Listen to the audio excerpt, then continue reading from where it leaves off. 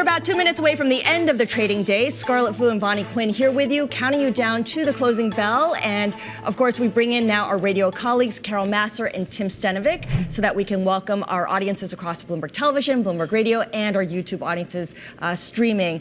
So, Carol and Tim, normally, Vonnie and I were saying on a Fed day, on day one of the Fed meeting, you don't have a whole lot of movement, but this feels like an exception. What is this? It's like, what do investors know? I mean, here we are having buying into the last few minutes of trading. So, folks, we have these major equity averages pretty much at their best levels. And I'm just kind of watching tick by tick because it just seems like each new trade is just pushing these major equity averages even higher and higher in these last few moments, Tim, of trading. Look, I think it's fair to say that the reversal in some of the big tech names has a lot to do with specifically NVIDIA. Abigail Doolittle was on our air earlier, and she pointed that out. It was down earlier. It was higher later in the session. And it's one of the biggest companies out there. So when it moves, the indices move.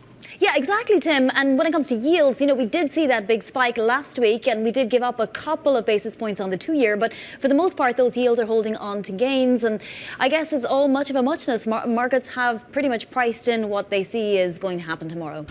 So if we're going to end today with gains, how does that set us up for tomorrow? It'll be interesting because we have the most of the day to get through before the FOMC decision comes out at 2 p.m. But right now, we're definitely ending on a high note here with the indexes continuing to move up with the S&P 500 now right about session highs, gaining 0.5%, almost 0.6%. Even the Russell 2000 is participating. Yeah, I'm just curious if what we get in the commentary in that press conference tomorrow from Jay Powell, does he in any way try to dial back what he said when he was up on Capitol Hill, Scarlet? Does he in any way start to say, well, maybe it's less, maybe we don't get rate cuts, which is what we kind of continue to hear from some of our own market commentary and guests on it. That would generate a huge reaction. Yes. Maybe we don't get any rate cuts. All right, there you have the closing bells.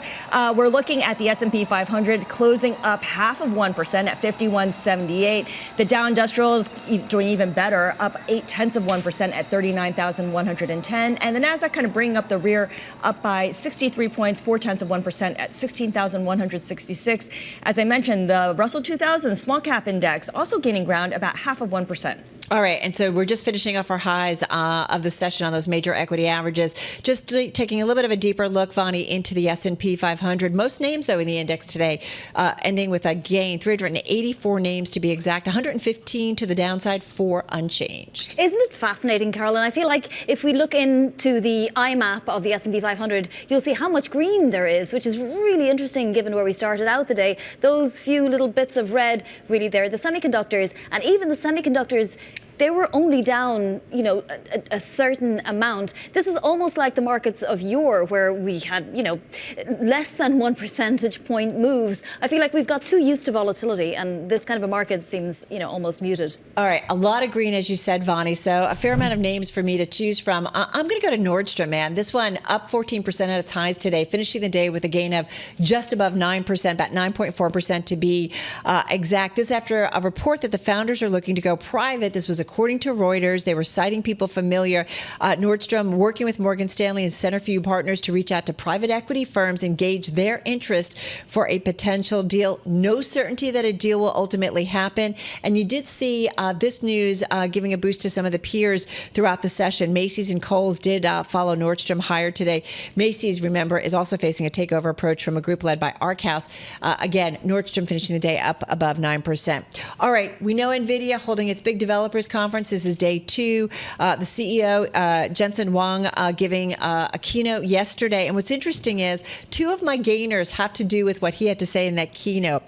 Synopsys, a top gainer, number 3 gainer in the S&P 500, number 1 gainer in the NASDAQ 100. This after the NVIDIA CEO said that Synopsys, during that 2-hour presentation yesterday, saying that the companies that will use NVIDIA's new Blackwell-based processors, Synopsys and also Ansys above them, to put more AI enhancements into their products. So you saw both of those names, Synopsys up more than 4% and Ansys up about 2%. One more real quickly, number 1 gainer in the S&P 500.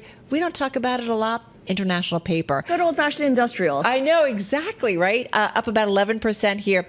Very heavy volume. They appointed KKR's Andrew Silvernail to succeed Mark Sutton as CEO.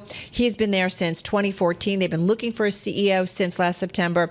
Analysts weighing in saying this new CEO, his private equity background, could provide opportunities to pursue some strategic alternatives. So maybe there'll be some changing, maybe some unlocking of value at that company, Tim. All right. Well, on the other side, I got the decliners, starting with the worst performer on a points basis in the S&P 500. Kind of a chip theme here as well. AMD, Advanced Micro Devices, fallen today by 4.84%. AMD led chip stocks lower after NVIDIA, a huge competitor to AMD, we should note, did unveil those new, more powerful chips, the Blackwell, after markets closed on Monday. So this was the first day of trading after the world saw those chips. AMD fell in the session as much as 7% before paring some of those losses. And then another day lower for Super Microcomputer. This is kind of an interesting story. So before the market opened this morning, the company said it was offering to sell 2 million shares of common stock in a public offering that could raise as much as $2 billion. Shares fell in pre-market by about 11%. Later in the day, though, Bloomberg News came out after the company pushed back the expected pricing of the sale to 2 million shares after the market closes here in New York. That's according to people familiar with the matter cited by Bloomberg. So that pricing, which was set to happen earlier in the day between $900 to $1,000 each, is now considered a so-called marketed deal. So depending on investor demand, shares may potentially price outside of that proposed range. This according to the people cited in the story. And then an honorable mention to MicroStrategy, wrapping up its worst two-day run since November of 2022. It did slump as much as 18% earlier in the session, finished lower by 5.7% today. It fell yesterday by 16%. That was more than 10 times the drop in Bitcoin. Get this, the company now owns $14 billion worth of Bitcoin. That's more than 1% of all Bitcoin that will ever be issued. Yeah, it's a proxy for Bitcoin. Yeah. It's, the company uses its cash in Bitcoin, and I forget what they actually do as an actual company itself. They just buy Bitcoin. They just buy Bitcoin. It's a MicroStrategy. Yeah, exactly. All right. I wonder where they got the name. MicroStrategy. Oh, right. I get it now. That's their strategy. Well done, Bonnie. Nice, Bonnie. Just a quick mention here. The S&P 500 managed to close at a record high. We have 5178.51 as a new high, and it just eclipsed what we saw last Tuesday. Here's what we have in the yield space. Demand for the 20-year was stronger than many would have expected, especially for a fairly unloved tenor. So that helped turn yields around, and you have yields all coming down across the board, across the curve, as we head into the FOMC meeting tomorrow. All right, guys, as we wait that Fed decision, our attention certainly to the Bloomberg, and among our most read stories on the Bloomberg has to do with Wall Street and specifically bonuses. The average Wall Street bonus dropped slightly last year as banks kept compensation reined in amid an ongoing deal slump, and the number of employees working in the securities industry ticked up. So the average annual cash bonus fell 2% to $176,500 in 2023. It's the lowest since 2019. Yes, but it is the lowest since 2019, but the drop that we saw was far less dramatic than it was back in 2022, when the average bonus slumped 25%. We should know that industry-wide, the bonus pool was $33.8 billion, unchanged from the previous year, and far below the $42.7 billion total in 2021. We should note that the analysis was done by the New York State Comptroller Thomas DiNapoli. It's certainly an important metric for tax revenue.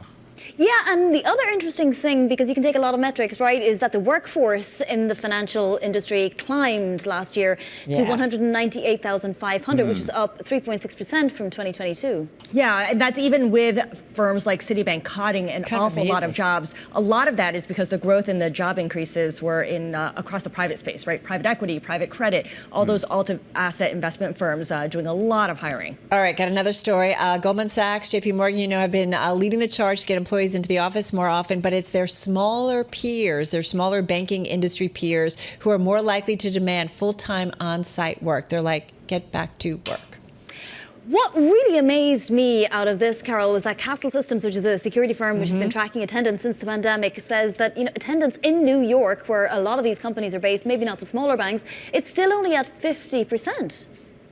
It's still only at 50%. It doesn't feel like it when you take public transportation. I was just going to say that, Scarlett, and I think part of that has to do with Except what days. on Monday and Friday. That's what I was going to say. Like on certain days, when people aren't necessarily coming to the office, Friday's the one I notice the most. I notice at other places too. You got to stagger your times. You got to come in either earlier or way later. I notice it here. You think the smaller banks will respond to that? People saying, "I'm just going to come in later." No. Yeah, that's. Like, we're here. no, All I'm going to say is, we're here 5 days a week, right? But it's interesting, right? Like, I am just amazed at like the post-pandemic narrative, how it's kind of changed dramatically. And maybe it's a New York thing. I don't know, but I don't know. We'll see. All right, that's a wrap, guys. Off to the Fed meeting. Next time we'll have the decision. We'll know what Jay Powell has to say. So it'll be interesting to watch that and market reaction. That's a wrap. Our cross-platform radio, TV, YouTube, Bloomberg Originals, Beyond the Bell. Folks, we'll see you again. Same time, same place tomorrow.